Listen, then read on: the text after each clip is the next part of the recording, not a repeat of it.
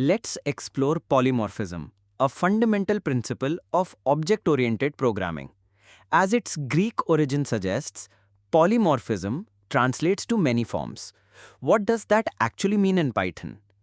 It describes the ability to use the exact same method name, like obj.do, on completely different types of objects.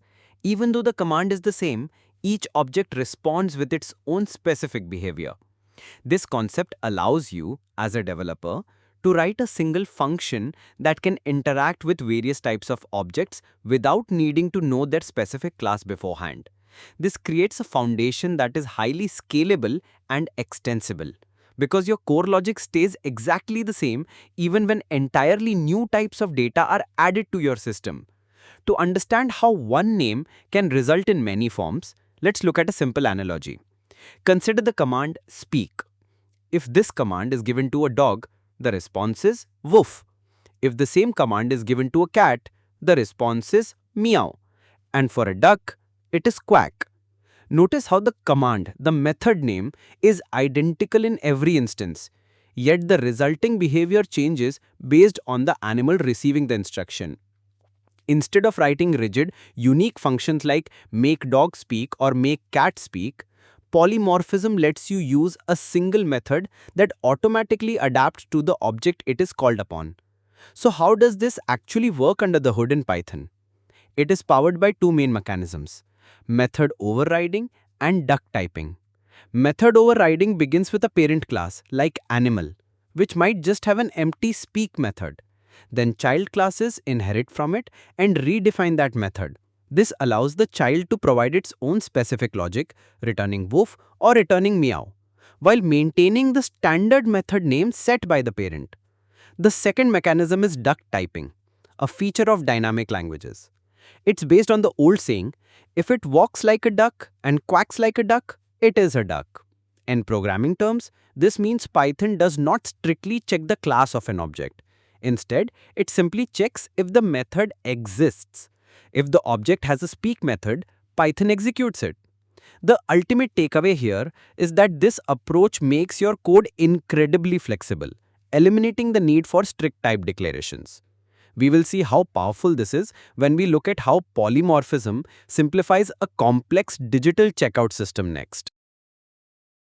We just learned that polymorphism allows objects to take on many forms. Now let's see how this incredibly powerful concept actually simplifies a complex system like a digital checkout. Look at the top left of our diagram. Here we have a single straightforward checkout function. Notice what it does inside. It just takes a payment object and an amount and simply calls process payment on that object. Now watch what happens depending on the specific payment object we pass in. The logic branches out beautifully. If the object is a UPI payment, the system knows to scan a QR code.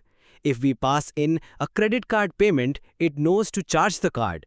And if it's a wallet payment, it deducts from your digital wallet. Notice something incredible here. There are absolutely zero if or else statements in our main checkout function. It works for all payment types because it blindly trusts that whatever object is passed to it will have its own version of how to process the payment. This keeps our code open for extension but closed for modification. What does that actually mean? It means if we want to add a brand new payment method like a buy now pay later class, we just drop the new class in. The core checkout engine doesn't require a single line of code to be changed. This isn't just theory. Professional FinTech environments like Razorpay use this exact architecture every day. They define a central base payment method class, and from there they create specific subclasses for UPI, credit cards, net banking, and digital wallets. Because of polymorphism, their overall checkout logic simply calls process payment on whatever object is provided. It doesn't need to manually check what type of payment it is. Stripe uses the exact same logic to handle millions of transactions flawlessly. Whether a customer is using a card, a bank transfer, or a wallet, their system routes it all into a single unified charge command. This elegant design allows them to onboard brand new payment methods in a matter of days rather than months. So here is the core takeaway to remember. Polymorphism lets the object itself decide how to execute a shared contract. Next, we'll dive into the code to see how we actually enforce this shared contract using a base class and a special safeguard called a not implemented error. Let's look at how polymorphism is actually implemented in code. It all begins over here with the base class that defines a contract for all related classes. In our example, this payment method class sets up the basics like storing the username. But crucially, look at its process payment method. It uses the statement raise not implemented error. This acts as a strict safeguard. It ensures that any child class must provide its own specific version of this method. If a developer forgets, the program will loudly trigger an error. Now, let's look at the classes that inherit from this contract. The first child class UPI payment overrides that parent method. It brings in the username using super and adds a unique UPI ID with its process payment handling the specific logic for UPI transfers.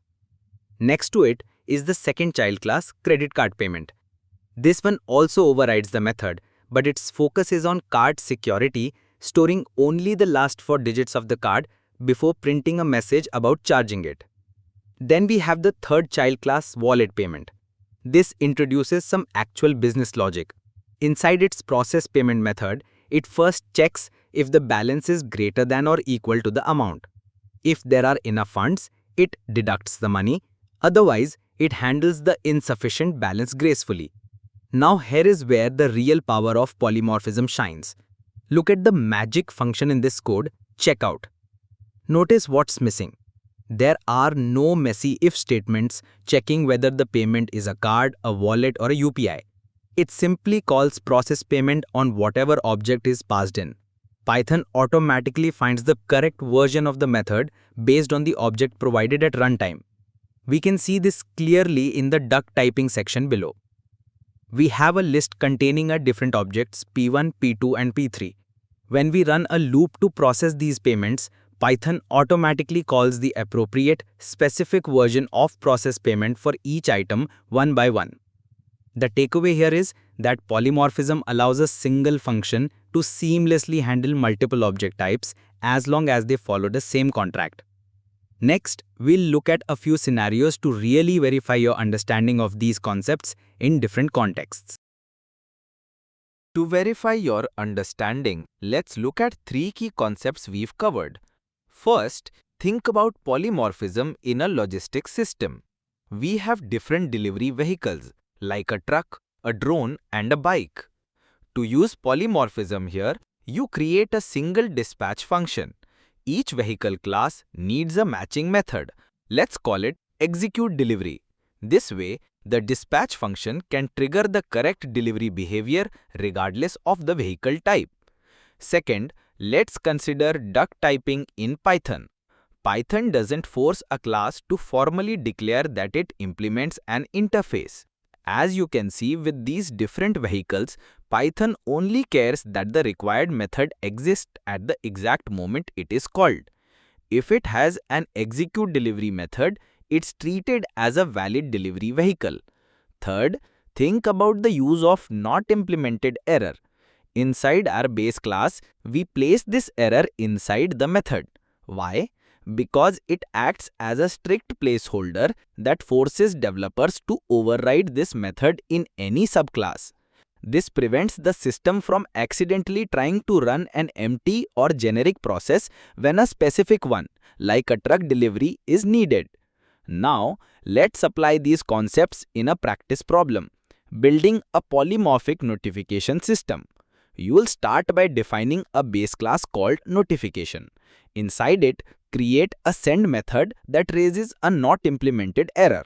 Next, you'll create 4 distinct subclasses: email, SMS, push, and WhatsApp. It's critical that each of these subclasses overrides the send method to print its own platform-specific message. Then, you'll build a standalone function called notify user.